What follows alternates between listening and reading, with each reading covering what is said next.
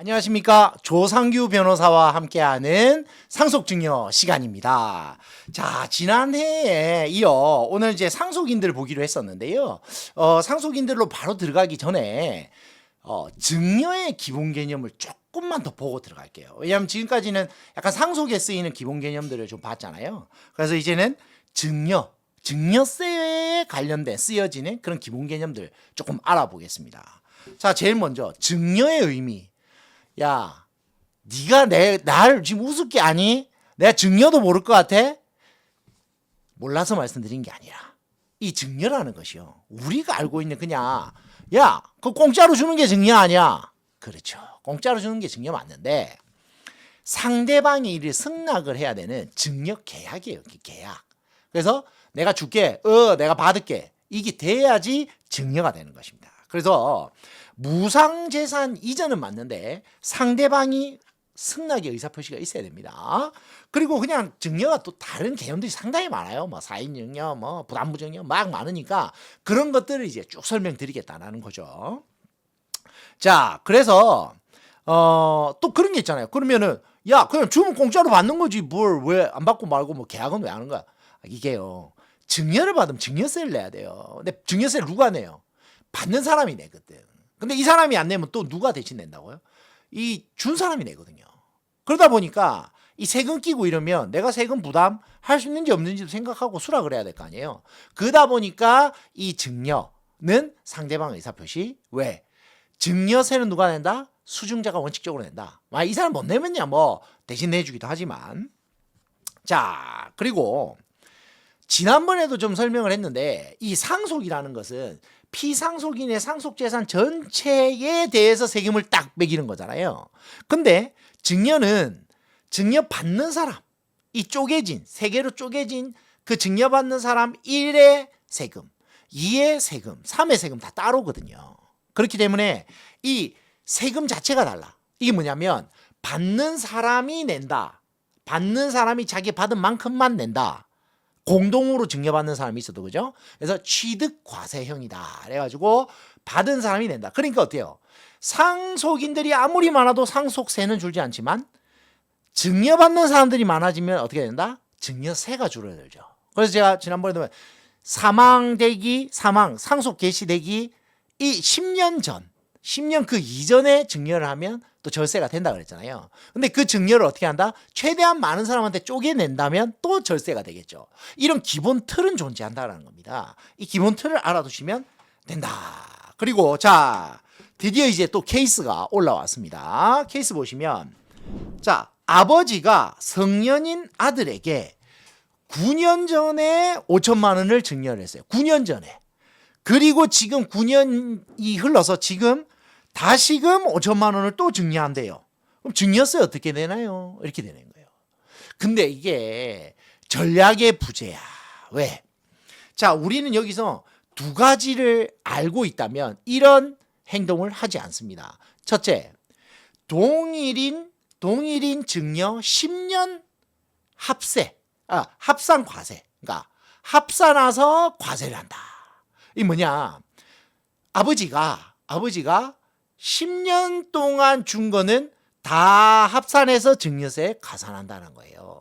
그러면은 공제 범위 내에 들어오면 안 내는데 공제 범위를 벗어나면 어떻게 된다? 증여세를 낸다. 그런데 이게 동일인이란 말이에요. 동일인 합산 과세 10년. 그리고 성년인 자녀가 이제 공제, 뭐 이게 상식적으로 많이 통하잖아요. 5천만 원까지 공제된단 말이에요. 5천만 원까지 증여할 수 있다. 그러면 이렇게 되는 거죠. 자, 보시면은, 자, 아버지가 자 5천만 원을 아들을 줬어. 근데 성년인 아들입니다. 미성년은 2천만 원밖에 안 되니까 성년이라고 5천만 원 줬어. 그리고 10년이 지나면요, 이게 5천만 원인데 이게 합산이 안 돼요. 그게 무슨 말이냐? 5천만 원은 비과세라고 했잖아요. 5천만 원 비과세 한번 주고 10년 지나서 다시 5천만 원을 주면 이것도 비과세인 거예요. 되게 쉽죠. 그래요? 그럼 아버지가 공제 범위 내에서 한 번 비과세의 혜택을 얻었다면 그 비과세 혜택을 한 번 더 얻고 싶으면 어떻게 해야 된다? 10년 뒤에 또 하시라. 만약에 9년째 만약에 해버리잖아요. 이거 9년째 했잖아요. 그러면 어떻게 된다? 이게 5천은 합이 1억이죠. 합산과세라고 했죠. 합산되니까 어때요?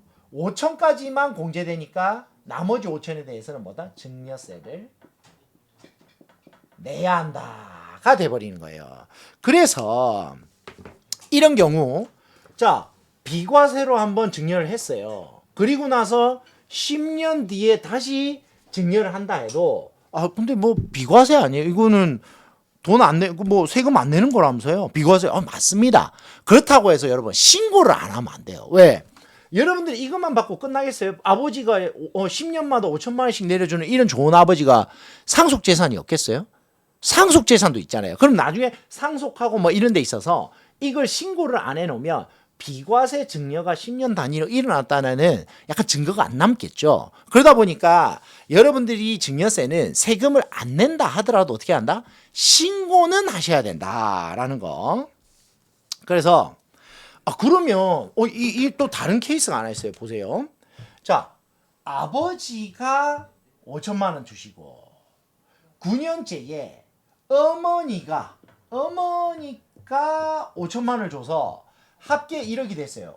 동일인 비과세니까 아버지하고 어머니는 동일인이 아니잖아요. 그러니까 어때요? 그러면은 5천만 원 비과세, 어머니가 주신 거 5천만 원 비과세 이렇게 되나요?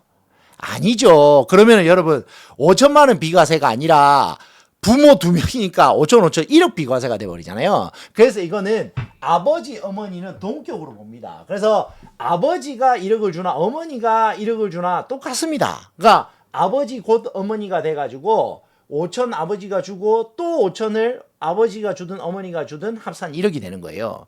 그럼 뭐예요? 아버지가 5천 주고 중간에 10년이 지나서 다시 줄 때는 아버지가 뭐 5천을 주든 어머니가 5천을 주든 상관이 없죠. 자, 동일인이니까. 그런데 또 재밌는 게 있습니다.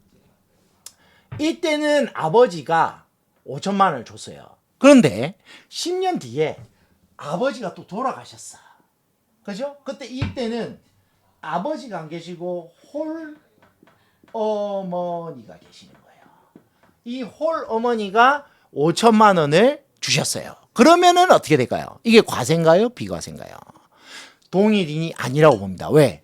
이때 아버지랑 홀 어머니는 달리 봅니다. 아버지 어머니가 같이 계셨을 때 5천을 주시고 아버지가 돌아가신 이후에 주실 때는 동일인이 아니죠. 뭐죠? 어머니만 남아 계시잖아요. 그래서 이때는 홀 어머니가 9년 차에 5천을 주시더라도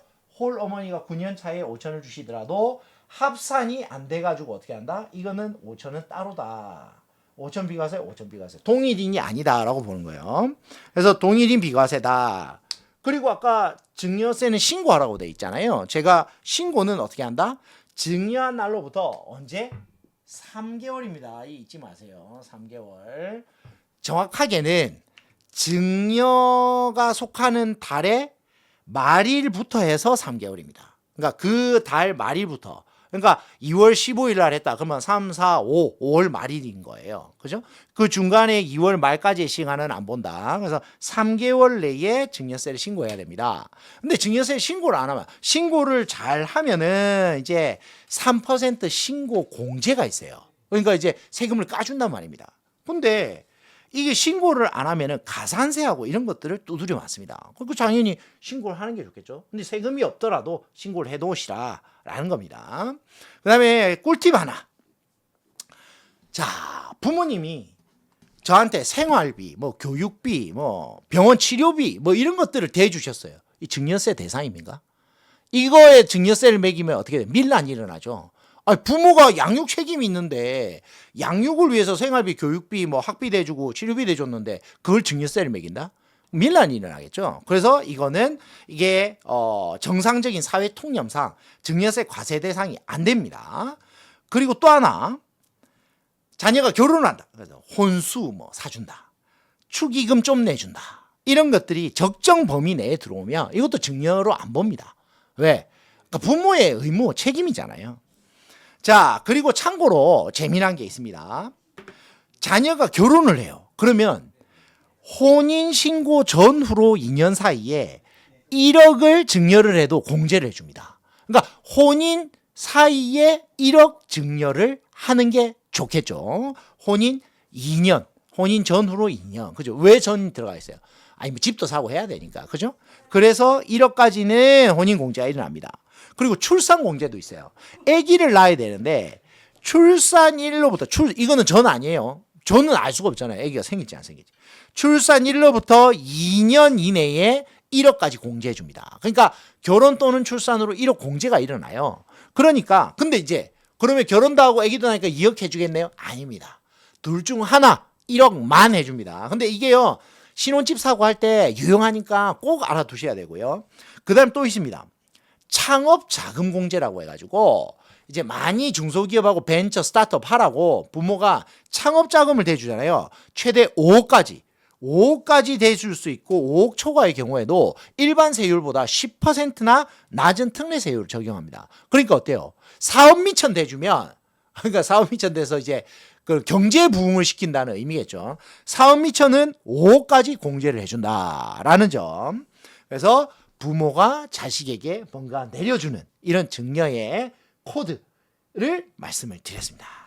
자, 재미있으시죠? 이런 게 꿀팁이죠. 4인 증여, 뭐 사전 증여, 뭐 이런 다양한 개념들이 존재하는데요. 다음 시간에는 이 개념들에 대해서 한번 알아보도록 하겠습니다. 감사합니다.